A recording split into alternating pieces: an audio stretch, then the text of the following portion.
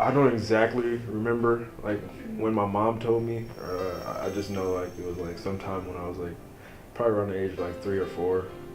I mean, my mom probably didn't tell me until I was like old enough to actually understand, probably like 6 or 7. But yeah, he was in prison when I was about 3.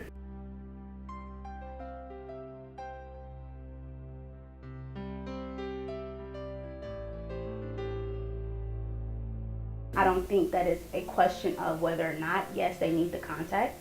It's a question of how are we teaching them the ramifications and the consequences of that contact, and how are we teaching them to talk about it and therefore deal with it. I've been talking to someone that don't really know that much.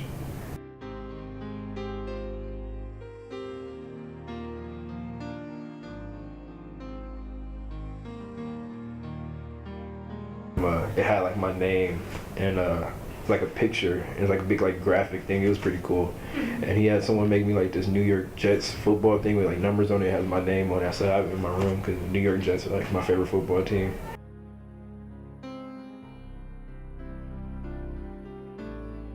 Like mailings versus actually being in the room. Mailings is higher, but being in the room can be more stressful. But when you look at mailings, are we doing the right things for these children when they do the mailings? Are we teaching them literacy? Are we teaching them to understand what the parent is talking about? Are we teaching them that though the parent has different emotions, are you reading it correctly? This is a piece of paper. I guess you could kind of say our relationship was like wasn't the best. I guess since I didn't really know him that much. I mean, after like a long period of time, I just stopped reading the letters and they just started piling up. I mean, and my dad would always tell me to write them back. I think I wrote them back like one time over like the 15 years that he was in prison. I mean, he still is, but I probably sent like one back or two back. Not that like I didn't really want to, I just didn't know what to say.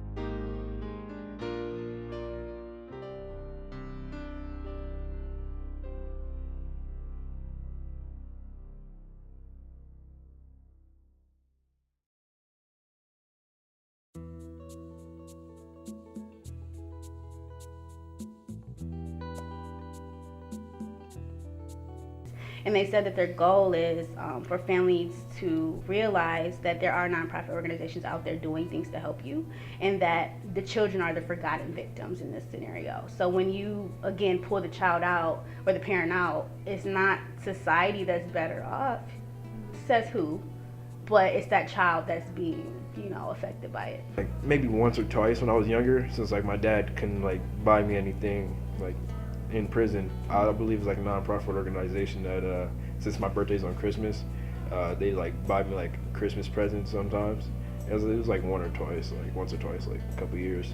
And I remember they bought me like a sweater and like a basketball because I played basketball and things like that. And he just sent me like a lot of pictures and things. Do you think getting that, like even that little few things from a nonprofit organization, do you think it made a difference to you?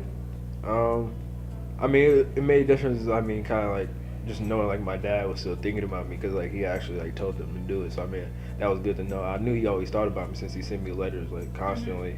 But that was just like kind of like made me feel good. Like oh, he still got me something. Like he still like cares.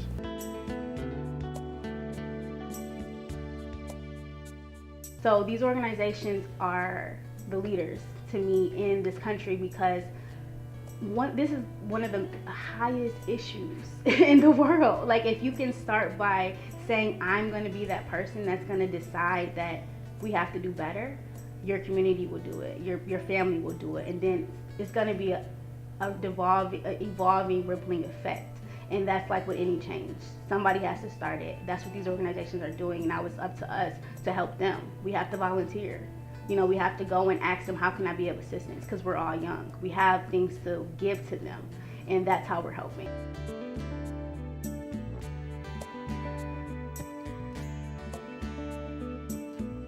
I guess just try to build like a strong relationship with like whoever you have like in prison, like, whether it's your mom or your dad. I guess like write letters constantly, talk on the phone, ask questions. If you want to get to know them more, just talk to them. I mean, and it's good for them too because they obviously want to talk to you. They don't have anybody in prison to talk to, so it's kind of hard just sitting in a cell for 24 hours, 23 hours, one day out, like 1 hour out. So yeah, just keep talking to them.